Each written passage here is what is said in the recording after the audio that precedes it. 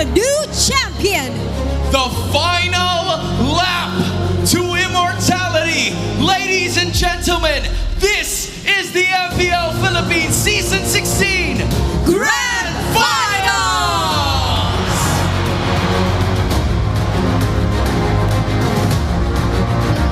At the EXP lane, it's Edward versus Sanford!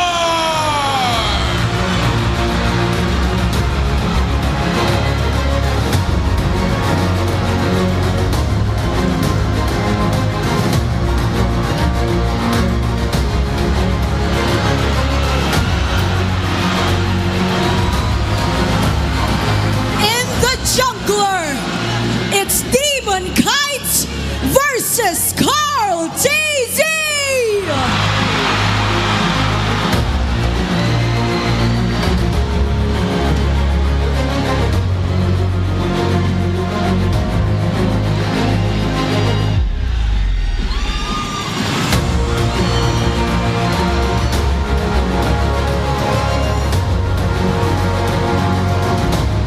Your mid-lane matchup, Yue versus Sanji!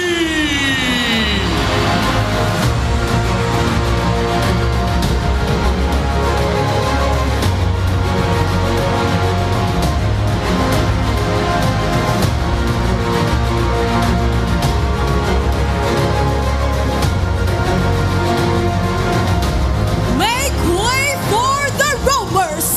It's Light versus JP.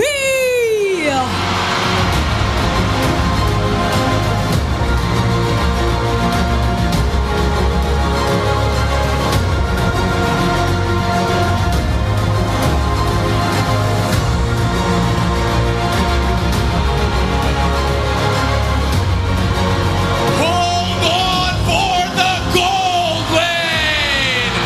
It's Dominkai versus All Hell!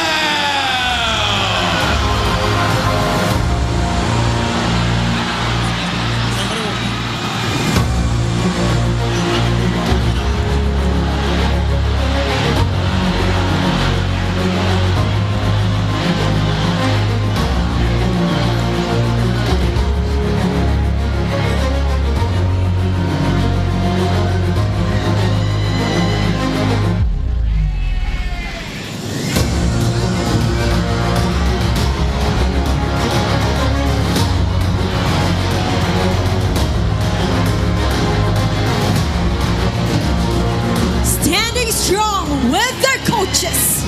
It's Coach Master the Basics and Coach Dexter for Aurora Gaming. And it's Coach RC and Coach Tic Tac for Team Liquid Philippines. This is the conclusion of our epic rivalry. Aurora Gaming versus Team Liquid Philippines.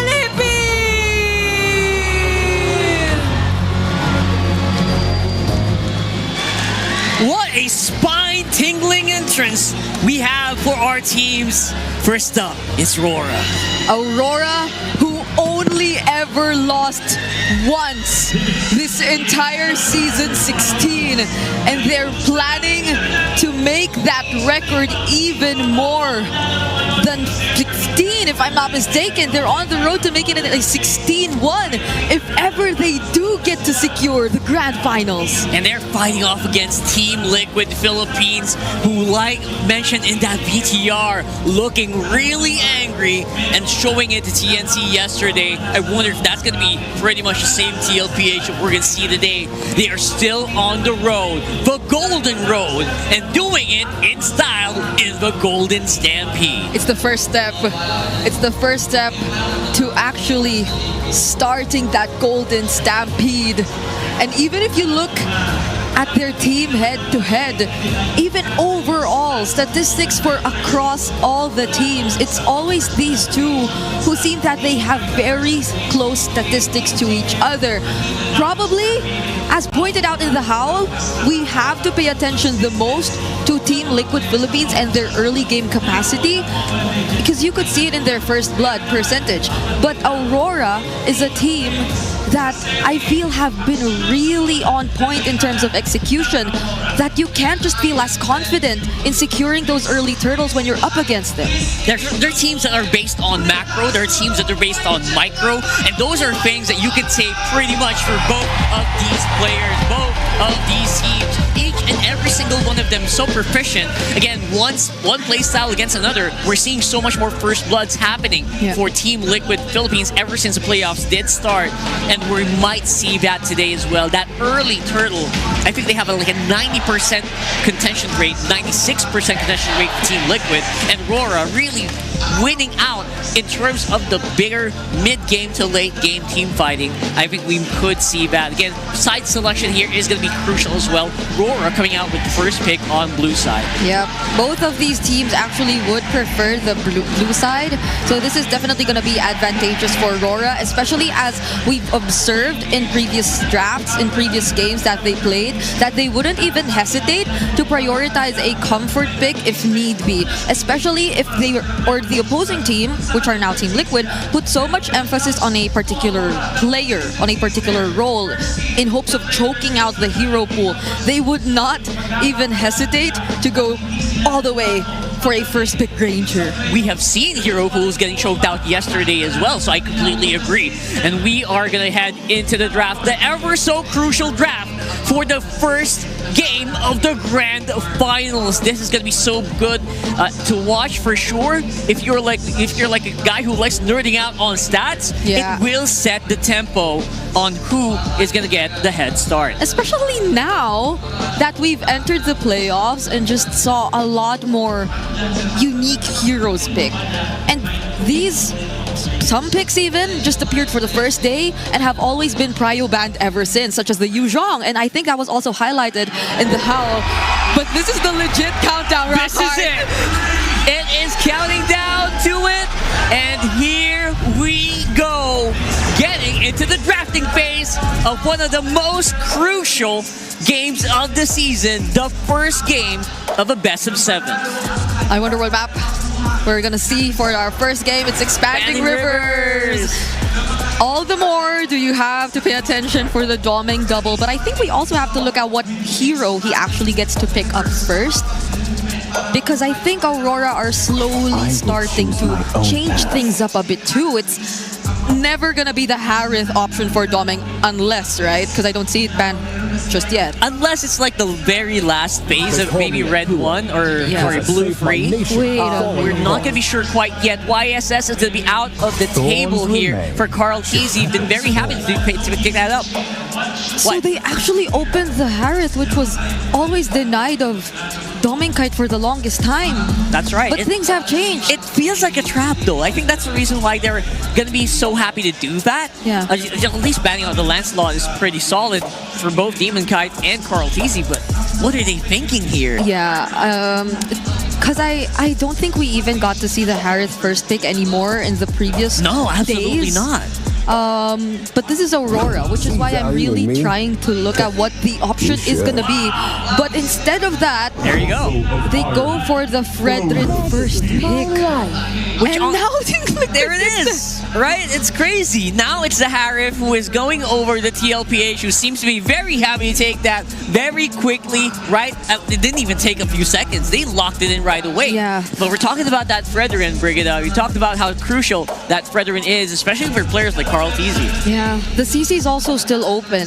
If Aurora wants to consider that, it's gonna work well, especially against the Gato of Kacha. I cannot recall the amount of times I've seen a curtain call just stop an AOG from landing where it wants to land. So that could be a potential pickup for Aurora as we look at the first phase. Oh, but they go Lapu. No CC. Immediately. No CC here today, Brigade. I, for some reasons, open up until the very end. I feel like Sanford will be happy to take that. Would he actually pick the CC here, though? I don't know. It feels like a trap. Again, it's starting the mind games are starting to be very apparent here. At least there will not be any threat of, let's say, an X board coming in, because you already see what the gold lane of Aurora is, and even the EXP laner is already revealed to us here in the draft.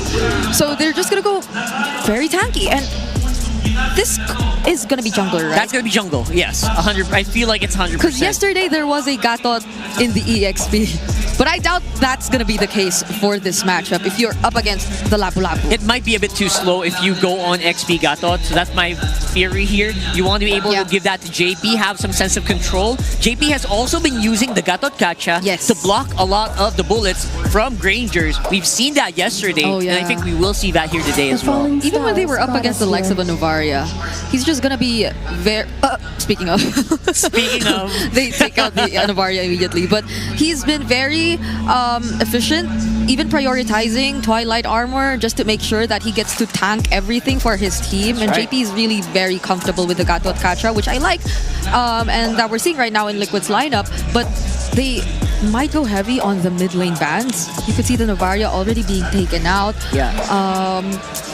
I'm wondering if the Eve could be the next consideration if you're Liquid, because the Fredrin Eve 2 looks like a terrifying combo if you look at it. I love the Eve, the thought of the Eve making an appearance here, but at the same time, we're noticing something that's not panned out here. Where's the Kimmy? Where is the Kimmy here?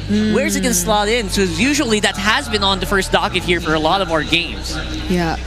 That's true. So the Kimmy, the Eve could be options here for Aurora, but for their last bans here, they still took out the CC. They might be limiting the Alice is still there? That's true. The Alice is still there, somewhere lurking with that gleam. I think he's going to gleam in right in our faces anytime soon. But yeah, I feel like you also, I guess you don't want to think about the Kimmy too much, because maybe it'll have a hard time against a Baksha because of the passive, right? Not to mention if they build up a blade armor. Yes, that's true. Yeah, so we're looking for XP laners as well. What? Benedetta, that's digging deep. I did not expect that. I did not expect that ban too. Oh, they'll take it there. Never mind, Rock. They take it away. We thought EUA would pick it up, but no, it is going to be Tlph. They took the Harith and the Eve. That's very solid magic damage. Amazing. These are picks I would have thought Aurora would prioritize or get their hands on more than Liquid would, but they're all in Liquid's side now. Yeah, Brigida, that's all magic damage though. They need a strong fighter XP lane. So maybe that's why we won't consider the Alice, or Aurora are not considering the Alice anymore too. I think so. They're looking for a bit more damage to come in the EXP lane, but the Arlot's not there, the Yuzhong's not there, and even the Benedetta gets taken out from Liquid as an option. And Aurora finish up their draft with a Farsa Franco combination. Well, okay. They warned us yesterday that the new stuff was going to come out. Here comes the Franco. I think that's the first Franco of the playoffs so far. And the UA back on the Farsa. And now on that last pick, we talked about some good physical damage. Yeah. It's not what I was thinking. It's the Terizla. Yeah. It is physical damage, but it's not like the big damage. It's not the same as the Yuzhongs, as the Arlots. It's not big damn. But it adds up to the crowd control, to the layer of surprise that we can see from them. I mean, the real world AOG. Yeah, the amount of catch. That's a lot of catch. That's a lot already. So we'll see. We are loading up into the map, ladies and gentlemen, for the first game of this best of 7. It is going to be one for the books. Let's throw it over to our esteemed TriCast, the We Bear Bros. Rockhard, Brigida, thank you so much. An amazing pre-show, an amazing opening, and it's electrifying here in the MPL Filipino Arena. It's Season 16's Grand Finals.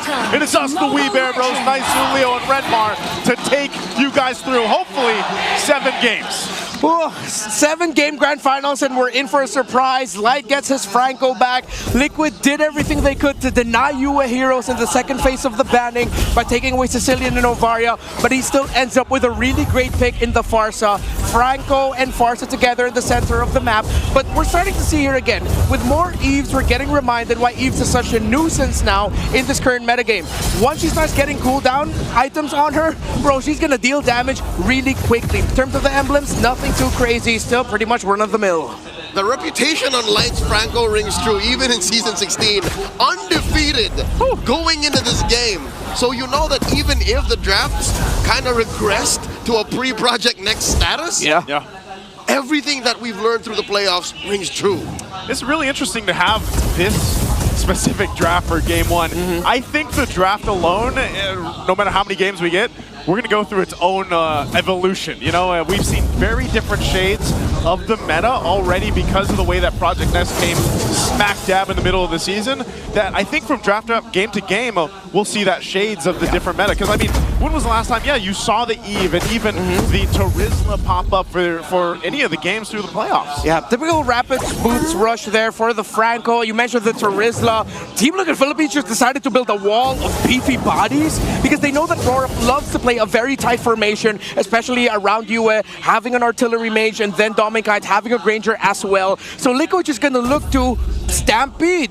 If not in terms of the rotations, then in terms of just winning the team fights through sheer brute force. You'll have to watch Sanford and Edwards' timings here and which team can help which EXP laner better. Turtle now at half health.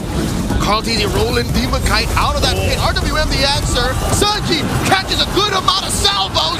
Sanford draws first blood on Demon Kite. Turtle gets reset. Yue chasing Sanji. A shield on this Eve. Not going to save him from Yue.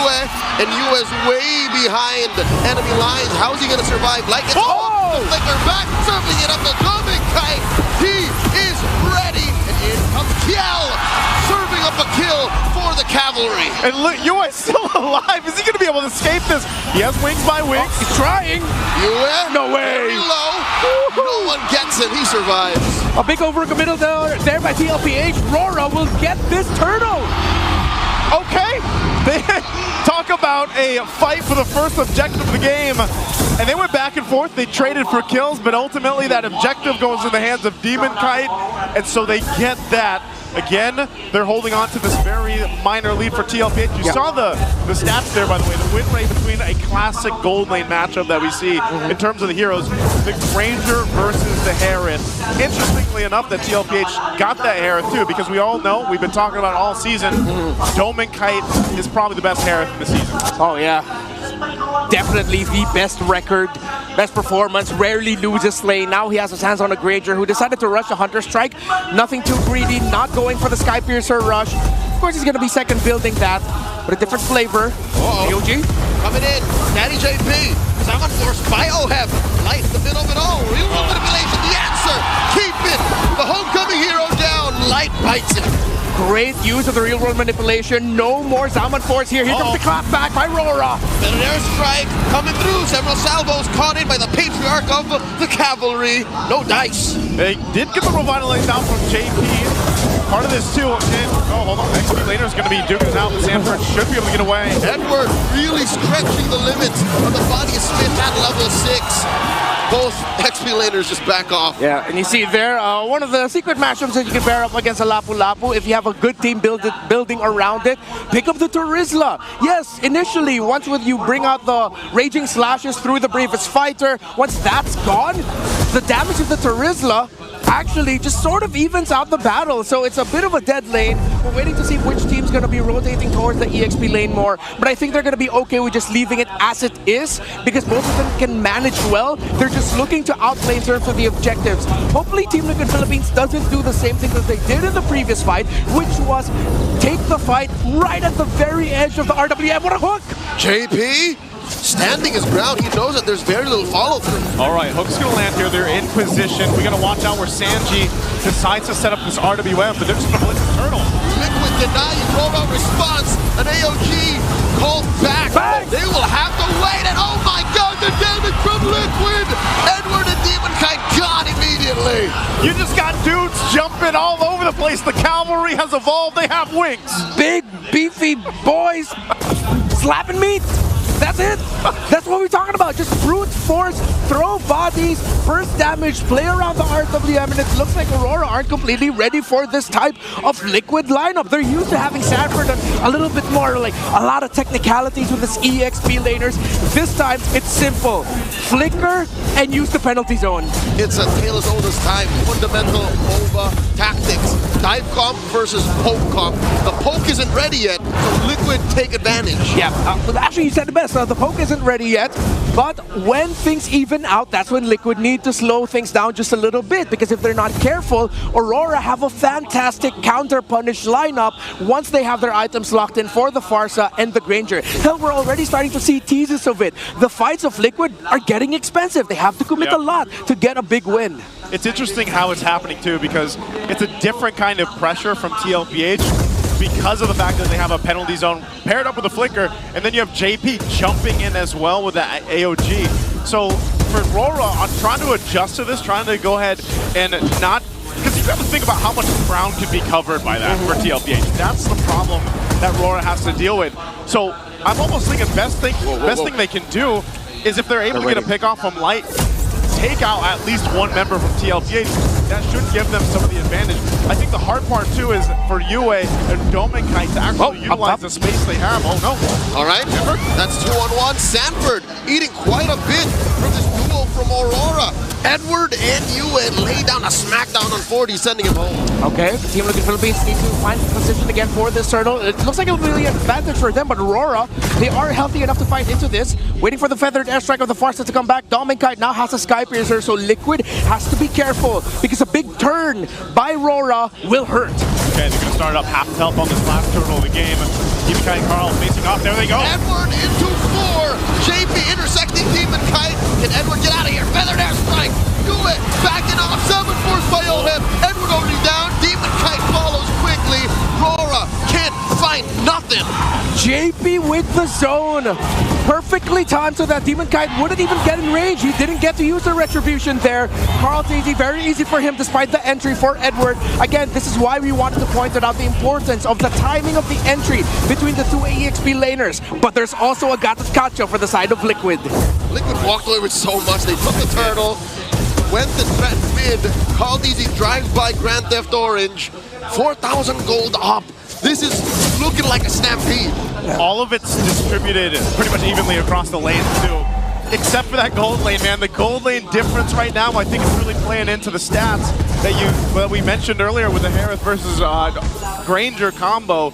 And I would say, even when you see those fights break out, it's amazing because we don't see the Tlph that much. Yeah. You kind of forget how much damage he can take, especially with the passive that he has, that Body of Smith. He's able to go ahead and just take a ton of this damage, set things up for Tlph, and then that gives the free reign for Oheb and the likes to go ahead and solidify that team fight, especially around the RWM. Look at this, they're gonna put them off the turret. Demon Kite got 4 on him. Summon force by Oheb. The bite down. The hook. Oheb only takes him down. It's a 2-man trade. 1-for-1. JP for DK. Light forced to use the freeze, and he still gets caught by Sanji. 2-for-1. Liquid wins it. Oh my goodness. Team Liquid Philippines are still going for it. Doming? Wait, whoa. Doming finds the Unite, and Dominkite back it off. Still alive. Edward buying time for his gold laner. Not so sure if Edward's ready for this. Go ahead. Another Salmon Force. Liquid holding on to this, pressuring the tier 2. Really spicy there onto that tier 2 turret. The sheer amount of health and resources that Liquid has. If this game was a little bit closer, Aurora would have gotten an even bigger punish.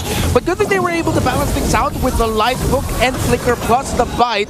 But Liquid are still sticking to their main idea, their main strategy. Play for the Harith, play around the Harith. And this time what they're doing much better now compared to their previous series up against Aurora earlier this playoffs was that they're marking the other points of entry. There's always at least 1 or 2 members of Team Liquid Philippines off to the side while the 3-man main fight is happening with the other members of Aurora. And that's the problem here. Light, he's trying to land these hooks, but even if you pull someone, it's not a guaranteed kill. The skill's going to be used by JP. Lord's going to go for a little bit of a reset. Demon Kite's still up there with Carl. But look at the zoning. This is the potential we're talking about. JP's going to pop the revival. Lord's very low. Sanford on the 2. Carl secures. Then there's like by Yue. This is a good position. position for that ult, but there's not enough space for Aurora to take advantage of that. Liquid win Lord for free. Again, Sanford and JP able to provide such a big front here.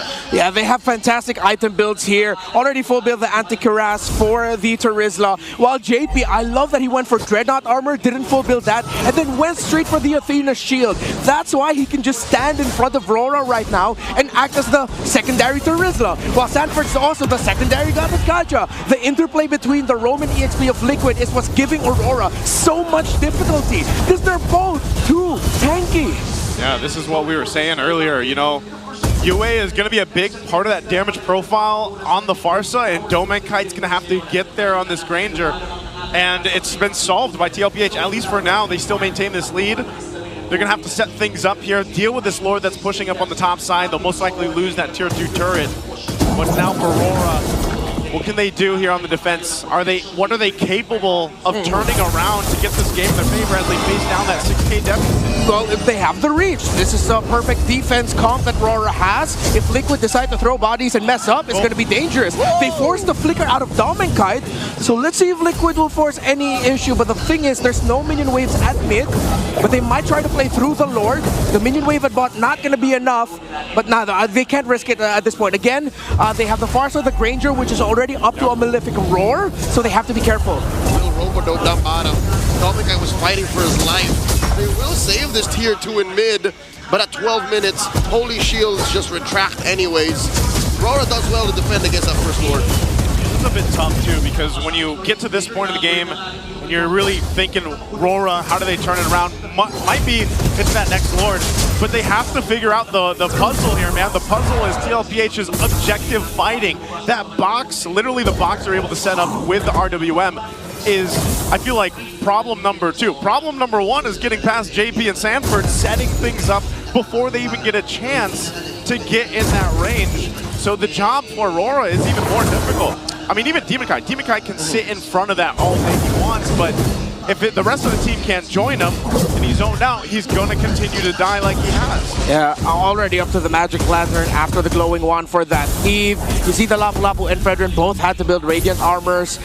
Waiting on, I wouldn't be surprised if that will also be a Radiant Armor for Light later on, because right now, the magic damage brought out by the 3 heroes on the side of Liquid, the Eve, the Gatot, and the Harith, it's what's stopping Aurora from being able to fight comfortably. They played around the pick-off style roamer up against a roamer in the Gatot Gacha who can just stand, front, hold, use their Revitalize. That reapplies the pressure now to Demonkite, which, again, needs time. But then he couldn't get that time because he also had to act as a secondary frontliner for the team. So it was a risk that Light ended up with Franco. Let's see if Aurora can somehow miraculously turn it around. See Halberd for Doming. Here we go. They go ahead and pull out the Lord. Carl's going to show himself up here. I'm not sure Aurora is going to be able to do anything. The flicker in by Light, the bite down plus the winner's fortune. Sanji swiping away, down goes Demonkite. Light goes as well, it's a little too much. That's 7k gold lead. JP closing off the exit on Edward. Oh, with Jing bites it. Triple kill for Edward. Liquid let go of the Lord to take care of that purple, but the cavalry continue to stomp forward. That is economy diff at its finest showing. They just have too many items, too much damage. Aurora will have to play through the defense in base, and this will be Liquid trying not to mess up winning this game. Forced out the flicker from Sanji though. Yeah, you got to flicker out, but I think that's worth it. Yeah, it's worth it away, but man, Sanji hasn't really had. Sanji has had a great game of just, I'm going to chill in the back, set up my RWM, and the rest of everybody else will go ahead and shine off of that. Again, they have had such a difficult time playing against that box. Yeah. You see up to a Divine Glaive already for this Eve, and I'm wondering, why didn't you build the Divine Glaive Rush? They already felt this deficit very quickly. He still went for the Blood Wings. Yes, he's an important part of the lineup, but at this point, you're going to have to accept that you need that magic penetration right away to sort of smoothen things out a little bit more for your team. Crazy thing about it, too, is Oheb's a big problem for Aurora. They've had no answer to it, and he's just been able to go Zombie Force all over the place. They're going to go ahead and push it into the space. Lord's going to march up. They drop the RWM. AOG was the tail end of that RWM. Takes down Light. Demonkite and Edward are holding the the ground, but Liquid have already broken in. Lord here at an eighth of its health. Aurora just wailing away. Liquid happy with what they got. They're inside the base. Yeah, good discipline, and good thing Team Liquid Philippines didn't force anything more. They're already happy with the kill onto line, which now again reapplies even an insane amount of pressure on this Lapu Lapu and Fredrin. Liquid can continue this though. If they go, that is a middle Wow. from the back line. Sideline, Edward cannot stand right in front of Liquid. Sanford goes, JP gets his immortality pop. Can he get out of here? Turret shots, AOG out. They save one body. I feel like Tlph kind of messed that up. You know, they decided to go for the mid turret, even with a lead. I think they're surprised, even with this economic lead, that they still got punished in that sense. Yeah, a bit of an overheat. Again, one of the tendencies of Team Liquid Philippines, if they have a big lead, they're willing to take very risky fights, even when there's a one last base turret that they have to go through the lane that they're trying to answer. Sanford committed the flicker penalty zone. Would have been great if the turret was gone. But Aurora also has really good wave clear at this point. Yes, there's a deficit, but they're beyond 40k plus. That means they can clear waves very quick. Team Liquid need to respect that, unless Aurora turn things around again very late into the game. Something we already saw from them earlier this playoffs. Look at the sandwich. Carl's easy, rolling out, catches one, the AOG, that JP, the flicker from Doming Kite, and of course a few salvos from Doming and you, and JP bites it. DK for the dad. They went for a play. They scouted Aurora out, but still they only end up trading the 1-for-1. Lord's gonna come up here in a couple seconds though, so they'll make their way. Yeah, but that's hella worth it, because now it's about to spawn, and by the time the Lord goes down, Demon Kite wouldn't have even spawned yet, because Liquid can blitz this comfortably. They're gonna have to go ahead and secure this Edward light. Are they gonna try to delay this? I don't think they're gonna be able to do much off of this. Surprise, gonna face them down. Edward, he'll just say hi to Tlph. They'll get back to base. Demon Kite will be up for the defense. And we'll see Tlph approach the base, trying to get the last two base turrets down, potentially ending the game. Aurora stopped the bleeding. Yeah. So this is comeback territory. We've seen him do it from 13,500 from the same damn team in the upper bracket finals. Yeah, Liquid has this weird tendency in Season 16, I think only around a 30 or 40% win rate, somewhere around that realm when the game goes past 18 minutes. My challenge for Liquid is for them to end it here, lest Aurora turn things around again and start off this best of 7 with a massive turnaround win. See if they can do it here. Lord approaching up top. Tlph knocking at the base doors here, bottom and mid. Domikite sold his boots. He's got a winner's crown. He knows he's an integral part of the success on this defense. Lord's going to be worked on. Here's Tlph. AOG, Aurora disperses. Aurora now underneath turret range. Aurora takes care of it. Liquid move on to that mid lane. Sanji with the real relations, the hook by Light. JP gets that turret down. Less damage coming in. Down goes Sanji. Aurora collapse on the Liquid. Edward falls after he used that flicker. Aurora still in it. Aurora defends. We said that they have great clear, they have great high ground defense. They only lost Edward, but they stay in the game. Yeah, they're managing the minion waves very well. Every time Liquid want to get close to ending things, all of that just for one turret. So now they have to watch out for the fact that Domikite went for the Winter Crown. He can buy and sell immortalities later on. Now there's a Divine Glaive and Magic Lantern for UA, which is why minion waves are getting cleared very fast, alongside the fact that they have items already on this Granger. The Queen's Wings on that Lapu Lapu, they got that earlier, but the big item pickup, and which is why Liquid now have to be super careful, is that Demon Kite doesn't care if he's the first target. He already has the Guardian Helmet. He buys so much time every time. And looking at the KDAs on Edward and Demon Kite, hell, you can lump up Light in there too. It's diminishing returns. These heroes haven't gotten kills, so Liquid in turn are getting less economy on the clapback, and we're approaching a point where economy rarely matters anymore. So they can just keep throwing bodies too. Aurora have found a way to play Liquid's game. What it's going to come down to is the objective fight here, and again, we're looking to see if Aurora can actually have the fight that they want.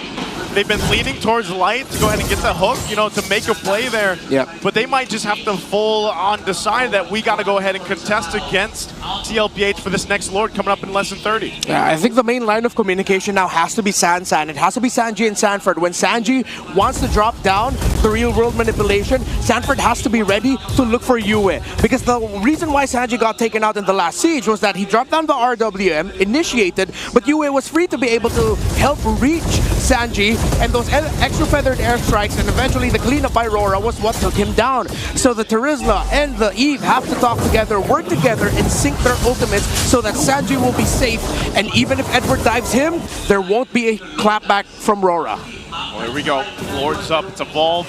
Post the 20-minute mark here. TLPH still maintaining the lead that they have. They'll grab the buffs, give it over to Oheb as he grabs the purple and then the orange. Oh, man. Look at the positioning here, too, for TLPH. They know they don't have to rush this. They can play with some of the advantage that they have. Yeah, sad sword for Dominkite, and that's bad news for Team Liquid Philippines. That BOD already locked in for him. Yikes, Athena's shield readjustment there through the Winter Crown. Aurora, they can contest this, and Liquid, hey, if they mess up, this is gonna hurt. Yeah, they're gonna go for this. Oh, in trouble, there's the hook. We'll go to JP. Light does not want to bite. And we see Edward backing off, not committing any ults just yet. Lord at an eighth of its health. Oh, Dominkite's trying to get there, but he's trapped. Sanji with a real manipulation, swiping left, swiping right. Oh, like as Demon Kite goes down. The bite down by Light, cancelled, and backing off. He uses Flicker, he goes down. Kiel gets another. 2 for none, the trade. In comes Edward, holding the line. Aurora does not like the situation they're in. Oh, Sanji finds the immortality. JP as well. They jumble around, and now it's only 2 on the defense. No Lord taken, but they're already inside the base. Down goes Yue. There's minions for Liquid. The cavalry start off strong. 1-0. JP found Dominkite. The AOG, the taunt, it delayed the damage output of Aurora just enough for Liquid and Oheb to pop off and win. A showcase of great skill here by both, but TLPH coming out stronger in game 1. And a phenomenal game for Oheb. 12-0-6, I think he was on the Harris. Let's throw it over to a panel to break it down. Okay. We got a game. That was very decisive from Team Liquid Philippines here. Looking so strong right off the bat. I think that was enough of a reminder of the Harris ban and why it has always been a ban for majority of the playoffs and the regular season too, after people have finally accepted the fact that you cannot let certain players get their hands on this hero. Exactly. But it's way more than that, Rocker. We saw just how well the hero synergies were for Liquid and this lineup. And who else did play the Harith in that game? Of course, your MVP is going to be Oheb for that Harith. Really insane movements. Again, 12-0-6. They tried to Radiant Armor their way through it, figured it out, but it was just not enough. Especially in that last part where we thought Yue got to fly away to safety, but no, there was enough damage from a single, was that a synchro fission that came in from Oheb just to take him down. And this guy felt as if he had no struggles whatsoever from the laning phase all the way to the team fights. It was just, everything was on his terms. Like, if he wanted to use the Zaman Force, he had all the freedom to do so. He was never forced to use it just to get out, just to fight back defensively. And Liquid were so effective in ensuring that he was able to do his job. Yeah, overall, it feels like it's because of that super beefy front line, the big beefy boys, the big right beefy. in front of you. Look at the front. It's Carl TZ on the Baksha. It's Sanford on, even Sanford's on the Terizla, for Christ's sake. Yeah. With JP on the Gatot already, how do you go wrong with that front line? All you got to do is balance out your DPS from the back, and you should be golden. And that's exactly what we saw here being done by Oheb as well as Sanji. Yeah, I'm still not over that. The beefy beefy boys. Thank you so much for that, Redmar Santa Cruz. We thank you so much for that beautiful line, because that's exactly what we saw from Liquid. Every single time, Demon Kite even wanted to just walk up front, approach and actually scout the area, because I think he's the guy who does that best alongside Edward. There could be a quick an immediate turn Yeah. from Liquid to just answer back or like pour all of their resources on Demon Kite, because I feel like the way that things turned, and for the longest time there was a more than at least 5k gold lead that existed between these two teams, and being this very damage heavy, team fight heavy lineup that they are, it's such an easy task for them if they wanted to commit, because they have countless ways of just stopping people from running away. The real world being one of those major ways that they always stop Aurora from getting to escape. Yeah, and the ways that they're also stopping Aurora from getting those kills. You saw earlier Dominkite basically trying to snipe out Sanji, going into his face, and then being blocked by Tlph, being blocked by JP. Yeah. Amazing play, honestly, and that scored them. That cemented that game for Team Liquid Philippines. Although, mind you, it was a long game. 22 minutes It and 4 was. seconds on the clock. There were a lot of times where Liquid just wanted to end it. It was very obvious that they wanted to end it, but Yep. either Aurora found a decent trade in terms of kills. They were able to take, I think one time it was Sanji who they were able to find. I think they traded Edward or Light for that, something like that, right? So they had like really good clapbacks. So that stopped Liquid from just trying to commit any further into that, because it was very risky in itself against this lineup who I think, in a way, you could also consider to have a lot of beefy front lines and dives, because I think Edward was always trying to go in. He kept going in. He kept using the bravest fighter in. It's just unfortunate that Liquid don't feel the least bit rattled about him doing that, because Sanji can just always pop the real world. He'll have extra shields. Oheb could just use the Zaman Force. He could reposition away. And you don't fight inside the Zaman Force. You don't. Yeah, you Nowhere. just don't. Even the real world, you don't fight inside the real world That's true, manipulation. that's true. And you can't even jump on Sanford, JP, nor Carl, because they don't care. They had a lot of land-based stuff. They had shielding. I mean, Oheb also shields himself. Yes. You know, Eve also shields herself. So at this point, what do you actually do if you're Demon Kite? You're kind of stuck between a rock and shielded people. Yeah. So what's the plan you're going to be? The plan was to try to buy some time, get Demon Kite into a good position, but Oheb was just leaps and bounds ahead of him already. Mind you, it was the Fredrin that they decided to first pick. That was first pick. That was the priority for Aurora in this draft. Exactly. So they wanted to play around that. They wanted to